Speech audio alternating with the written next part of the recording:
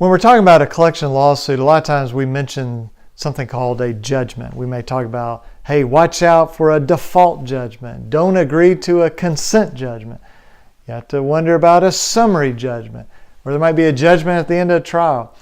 And I realize sometimes we don't define all these words. So what in the world is a judgment? Well, in everyday language, we talk about, well, my judgment is we should do this, or he's exercising bad judgment. We're not talking about that. A judgment in a collection lawsuit is when the judge issues an order, signs it, and that is final. So that is the judgment or the order, the decree in the case. It's where the judge is deciding what will happen, what will not happen. So if there's a judgment against you, then that is the court saying you owe to whoever sued you, the plaintiff, you owe the plaintiff X number of dollars. And then that judgment can be executed on. They can garnish your wages, your bank account, seize your property to satisfy that judgment. And that's true if it's a default judgment, so you don't answer in time.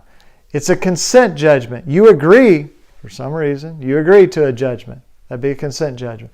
A summary judgment is where the judge says, we don't need to have a trial, I'm just entering judgment against you.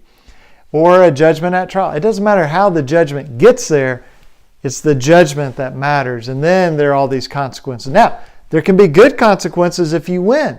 If you win your case, normally what that means is the judge is saying, you do not owe the debt collector or Capital One or American Express or whoever it was that sued you.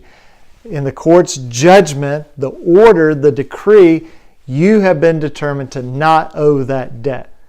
Well, that has implications. What about your credit report? What about being sued in the first place? So a judgment is not inherently good or bad. It just means a judge has spoken. And so he or she has said, this is my order. This is what's going to happen. So I hope that helps. If you're facing a collection lawsuit, or maybe you've been sued, or somebody's threatening to sue you and you're wondering what to do, give us a call, 205-879-2447.